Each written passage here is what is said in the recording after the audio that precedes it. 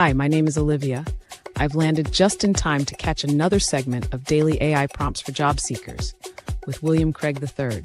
Today, Mr. Craig will be demonstrating another powerful prompt to help us use AI effectively in our job search.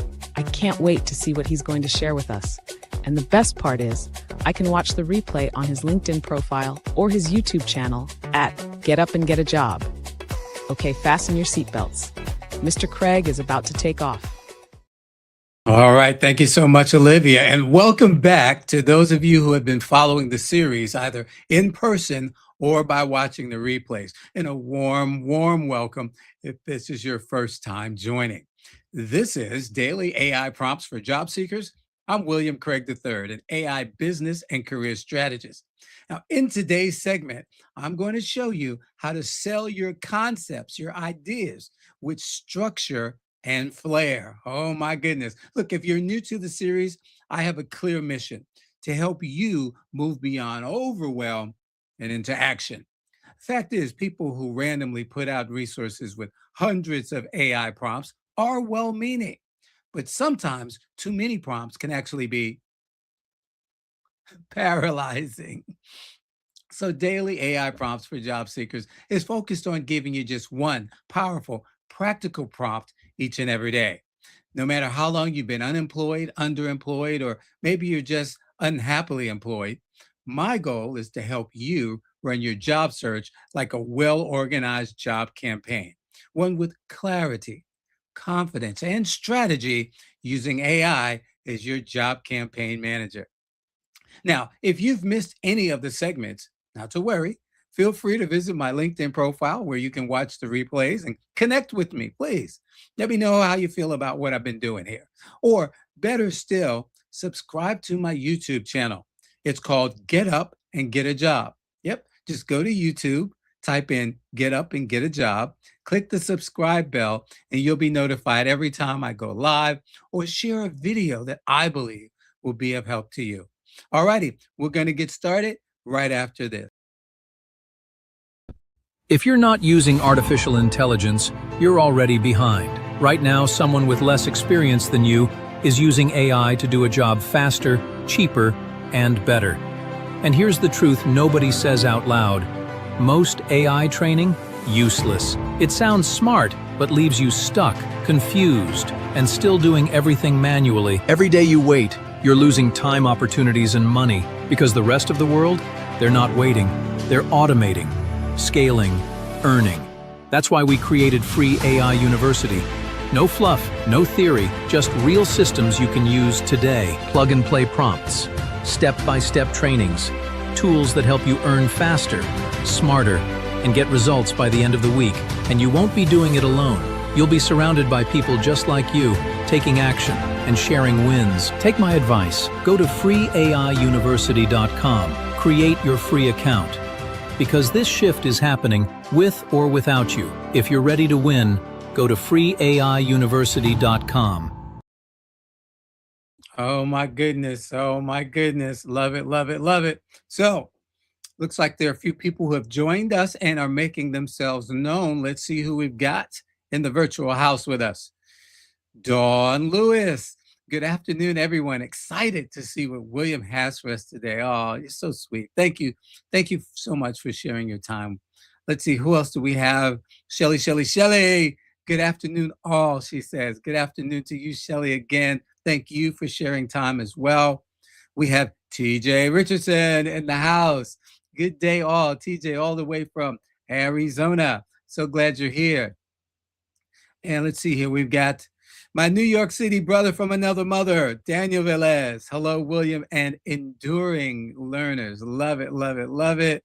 And then we've got hello, everyone. Hello, everyone. Holly, is that you? Is that you, Holly?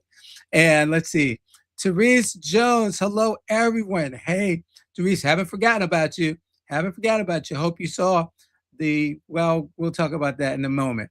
Look, got a big announcement to share in just a little bit. But let's do this first. Take care of business here. And today, the prompt says generate a persuasive framework, problem, solution, benefit, Mary can use to pitch a new idea to senior leadership. Include one data point for urgency and one story hook that makes the idea stick to their minds or in their minds. Finally, explain why structure beats passion every time when pitching to senior leaders. And I have had some experience with this. I'll tell you about that on the other side of chat helping us out. So let's see, chat, what do you have for us today? As you know, those of you who follow, I don't see the answers that chat comes up with until we do this live. I just come up with the prompts and then we walk through it together. So here we go. Chat says, I'm pulling some, oops, it's still working. Okay. I'm pulling one strong, credible data point so Mary's pitch sounds grounded, not just polished. Wow. Then I'll turn it into a simple senior leadership framework she can use right away. All right, here we go. It says, absolutely. Here's a simple senior leadership ready framework Mary can use. So Mary's problem, solution, benefit, pitch framework. The problem, start with the business problem, not the idea. Oh, this is good. I can tell this is going to be good. Let me find my mouse again. Right now, we have a gap in whatever the process speed, visibility, cost control, customer experience, risk management, etc. That gap is creating whatever the consequence is, whether that's delays, rework, missed revenue, higher costs, or frustration for internal teams and customers. Add one number that creates pressure without sounding dramatic. Why this matters now? BCG found that only 20% of corporate transformations successfully create value in both the short and long term. That means most organizations do not fail because they lacked ideas. They fail because they lacked focus, structure, and follow through. So here's the solution. Present the fix in one sentence. I'm proposing, boom, and you got your idea name there, a focused initiative designed to address whatever the problem is by, boom, here's how it works in plain English. The benefit, tie the idea directly to business outcomes leadership cares about. This would help us save time, reduce costs, improve compliance, speed decision-making, increase productivity, improve customer experience, whichever of those or whatever combination of those makes the most sense, while giving leadership better visibility in a more repeatable process. And so here we go. Low risk launch. Senior leaders love controlled experiments. To reduce risk, I recommend we start with a pilot. Oh my gosh, I so remember when I was told that when we want to experiment with something and not look bad if it doesn't work out, we call it a pilot. So we can always say, well, the pilot failed. We didn't fail, the pilot failed. So here we go. We want to start with a pilot in whatever team, department, region, workflow, system, etc. And we're going to measure 2 to 3 success metrics, and then decide whether to scale. Here's the clear ask. Close with a specific decision. I'm asking for approval to run a 30, 60, 90-day pilot with whatever the resources needed are, and I'll return with measured results and a recommendation for next steps. So here we go. Plug and play script Mary can use. Let me highlight a challenge I believe is costing us more than it appears. Right now, you're inserting the problem is creating certain business consequence. The urgency is real. BCG found that only 26% of corporate transformations create lasting value, which tells us that good intentions alone are not enough. We need a focused, well-structured approach. I'm proposing whatever the idea is, which would explain how this would solve the issue. The benefit is straightforward. We can, boom, outcome 1, boom, outcome 2, or boom, outcome 3, if appropriate, and improve there's an outcome without creating unnecessary disruption. Always good to say. without creating unnecessary disruption. Rather than rolling this out broadly, I recommend a pilot in specific area with success measured by metric 1, 2, and 3. If the pilot delivers the expected result, we scale. If not, we adjust quickly. I'd like your support to move forward with that pilot. So, the one story hook that sticks. Here we go. Right now, this process feels like we're asking high performing people to win to win a relay race while handing the baton off in the dark. Why this works? It's visual, it's respectful. It frames the problem as a systems issue, not a people failure. And that's very important for morale. You don't want to beat people down with, you guys failed at this, you guys didn't do a great job with this. What we want to talk about is, hey, we need to improve our system. Hey, we need to update our system. Hey, we need a new system, okay? Not people failure. And then tie it back to my proposal turns the lights on, it gives people a clearer handoff, clearer ownership, and a clearer result. So here we go. We're going to take this from the top in plain English. Right now, our reporting process depends too heavily on manual follow-up and tribal knowledge. That creates delays, inconsistencies, and avoidable frustration. BCG's research shows only 26% of corporate transformations create lasting value, which is exactly why I'm not recommending a broad overhaul. I'm recommending a focused pilot. My proposal is to standardize the intake and approval workflow for month-end reporting using a shared template, clear ownership, and automated status visibility. The benefit would be faster turnaround, fewer handoff errors, and more confidence in the numbers. I'd recommend piloting it for, say, 60 days with one reporting stream, measuring cycle time, error rate, and stakeholder satisfaction. If that works, we can scale with confidence. So, great example. First of all, I love the way chat broke everything down to explain exactly what we're doing to create that interest for leadership in our idea, all right? But not in such a way that we're braggadocious or in such a way that it shows that we haven't done our research.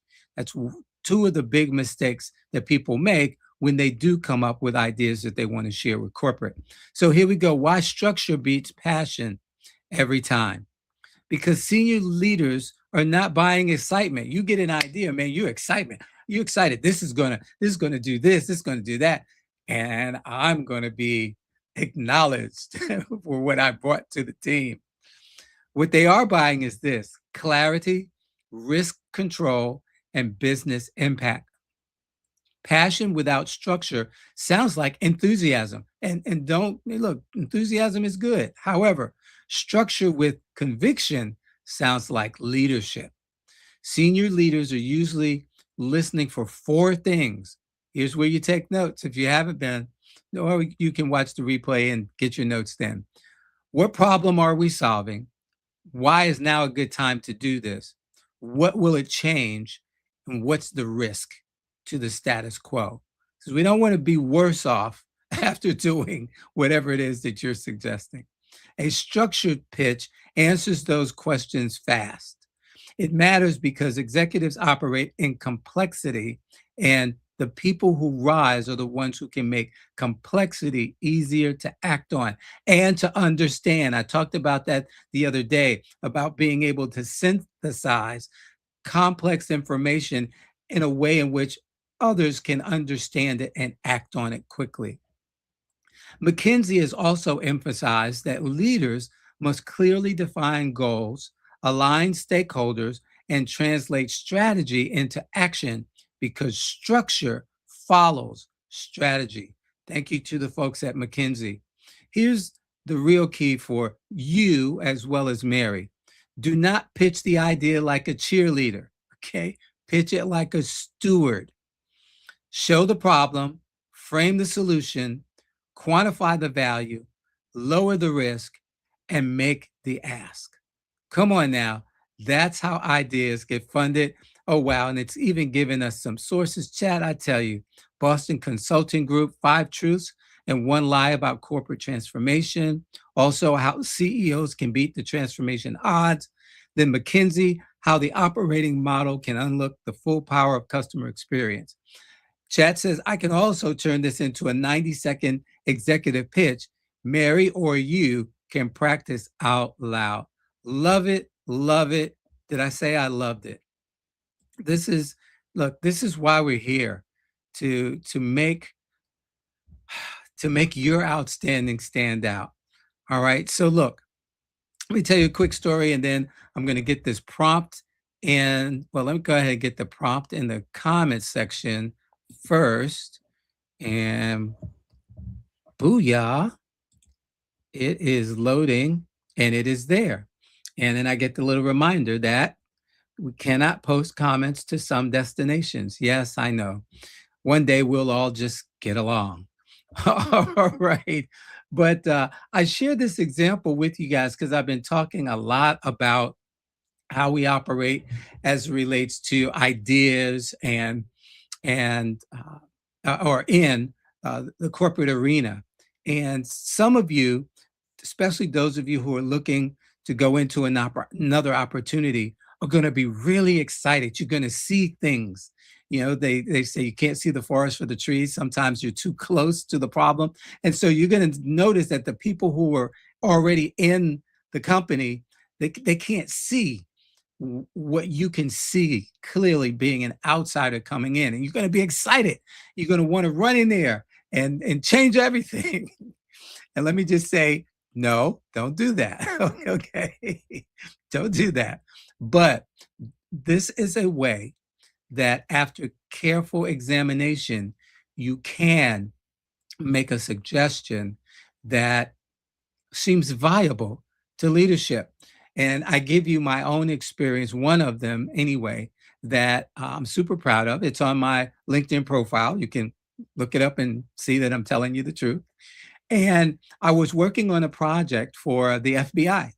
I was one of the last consultants hired to work on this project. We were migrating, well, the idea was to migrate the FBI, yes, the Federal Bureau of Investigation, the FBI, from their proprietary software to using the Microsoft software.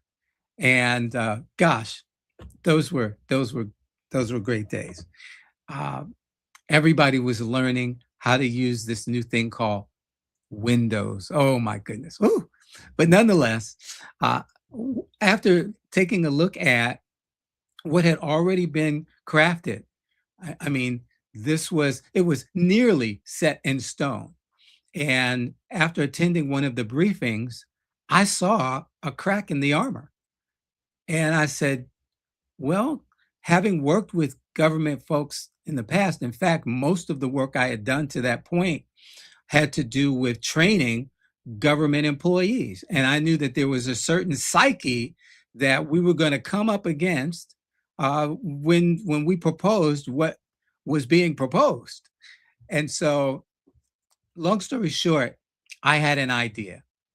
And so I used this very same framework to pitch my idea. And if you saw the thumbnail on, if you're not on YouTube, I don't know if this thumbnail showed up on LinkedIn or not, but if you go to YouTube, you definitely see the thumbnail for today's segment. And you see me holding up an idea approval, and it says $1 million. And so the idea that I pitched was going to cost an additional million or so dollars to the budget. But guess what? I was able to go in and pitch that idea at down at Quantico, okay, where if you've seen the movie Silence of the Lambs, you see Jodie Foster going across the stage to get her credentials. I pitched on that very stage. And the upper echelon of the FBI got together, and I got that approval immediately. Additional $1 million. I'm a nobody in a room full of somebodies, but I had an idea that was going to save them times, be more efficient, but it was going to be so effective in in their jobs and in the way they did their jobs nationwide. And I was given a team of 4 people, and we crisscrossed the country and made our pre-training education material, is what it was called, available to the various field offices that we visited. And it was it was stellar. It was stellar. And so I say this not from theory, and I got to tell you, the things that I've been sharing with you, again, these are things that I've experienced over the course of my life.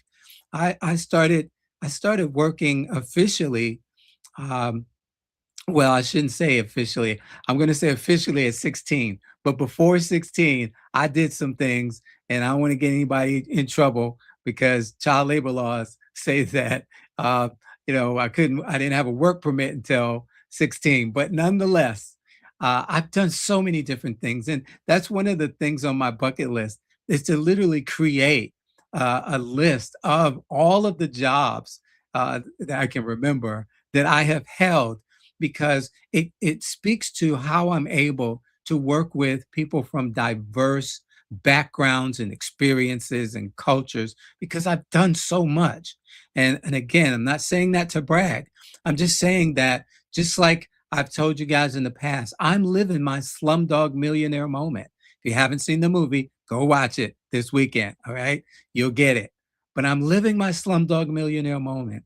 And all of those things have contributed to where I am today and the way that I'm able to sow into the lives of others as it relates to their job searches, job campaigns, and helping to grow their small businesses and small nonprofit organizations. All righty. With that, I thank you all for paying attention to what I had to share today. Let me go ahead and open up. Oh, I said I had a big announcement. So let me share this with you. And we're going to share this tab. All righty. And let's bring it to the stage. All righty. So you may not be able to see this because it's a little small, but we've got headlines here with Lyndon and William at it again. Partners in mischief, masters of making things happen. Bureaucrats beware, the dream team strikes again. Ordinary, not on their watch. Here we go, here we go, here we go. Good news, bad news. First, the bad news. After nearly 15 years of partnership and more than 6 years co-managing a national virtual program we built from the ground up, my colleague, Lyndon Kidd, and I learned through a voicemail from a third-party contractor that our contractor, which still had 9 months left, was canceled immediately. No conversation, no warning, just gone, or as they say down south, gone. Okay. I won't pretend that didn't sting, but I also won't let it define what comes next. Over those 6 years, we helped tens of thousands of job seekers navigate one of the toughest labor markets in a generation. In 2020 alone, our team helped over 41,000 job candidates get hired. Come on now. By Q4 of 2025, our job candidates generated over $100 million in cumulative new net income since 2021. The stickiness of our program reached an all-time high. Attendance during our weekly office hours sessions doubled year over year, and our private LinkedIn community grew to 3,443 members. The community generated 359,088 post views. Amazing. We learned what actually works when it comes to job searches. We built something that mattered. We exceeded income goals for our job candidates each and every year. And that work doesn't end just because a contract did. Now, the really good news, starting Monday, May 11th, Lyndon and I are launching the Unbreakable Job Search on LinkedIn. Yes, it's a private group, so you got to. I'm giving you an invitation, but we're gonna make sure only the right folks get in there. All righty. It's a private group to continue equipping job seekers with the strategies, insights, and community they deserve. In addition, community members will have the opportunity to work with either of us privately through our individual coaching offers. The market is still changing and it's still challenging because of that. The barriers are real, but so is the opportunity to help people break through. Just got an email, actually a note on LinkedIn yesterday of someone who landed, as she said, landed in the eagle's nest peacefully. I love it. I love it. If you've benefited from our work before, or if you're navigating the job search right now, we'd love to have you join us. No matter when you read this, you're not too late. You're right on time. Let's go. Oh my goodness. Oh my goodness. Oh my goodness. I want to know how you feel about that. Is that good news or is that good news? I'm going to give you a little time because I know there's a delay between when I say something and when your comments show up in the comment section here. But let me know if there's anybody other than me and Lyndon that's excited about this good news. And Therese, that's the information that you were waiting for. And so again, and thanks, Holly. I see you. Uh, and again, this is what we're doing to ensure that we can continue being a blessing to those of you who need assistance. I created this YouTube last year, and again, just wanting to provide an extension of the work that I was doing on that contract. And of course, not something that was sanctioned, but again, it's my YouTube channel. I can say what I want to say. So, that didn't matter so much because at the end of the day, I knew that I was providing value. And so let's see here. What do we say? What do we say? Got some things that popped up. Dawn Lewis says, that is great news. Oh my goodness. Shelly says, great news. Therese says, good news. And let's see. Holly says, William, this news has all caps now, made my day, and a whole bunch of exclamation marks. So glad, so glad, so glad. Amen and amen. Very nice, says TJ. Thank you so much, all of you. And again, for those of you that might be watching the replay, all you've got to do is to go into LinkedIn and search in groups and look for Unbreakable Job Search. And we'll, as I say, here between me and you, it's already up there, but we go live in the group as far as putting information in starting on Monday. And then we're going to be announcing when we're going to be having our office hours. Yes, we're going to be doing office hours again. And when we're going to have our Friday session, if we're going to do it on Friday or Monday or whenever, but we're going to have our wins for the week. Bottom line, we'll have an office hour session and a win for the week session. And you'll be able to see us and we'll be able to see you, and we will be one big happy family. And so we're excited. And again, we're going to make available opportunities for those of you who wish to work with us privately. You'll have the opportunity to do so. So anyway, that's the big reveal for today. And I thank you for your patience. Wow, we've gone almost a half hour. Look, there's one thing I want you to remember between now and tomorrow, 12 noon, and that's to pay attention to what's going on around you so you can stay safe and help keep others safe. Because if you see something or you hear something that seems out of place, not quite right, we want you to be the one to make it known, to say something, be the one who perhaps makes a difference in the lives of others as well as yourself. And there are only three things I want you to remember. That's right. God loves you. I love you. And there's nothing you can do about it. Have a wonderful rest of your day, everybody. I'll look to see you tomorrow for Inspiration Friday. Love you. Bye-bye now. Wow, that was fantastic. I haven't been this excited to learn about something since I left basketball. Anyway, Mr. Craig did another great job of sharing an AI prompt that anyone can use in their job search. Be sure to join him every day, Monday through Friday at noon Eastern, on his LinkedIn profile or his YouTube channel called Get Up and Get a Job.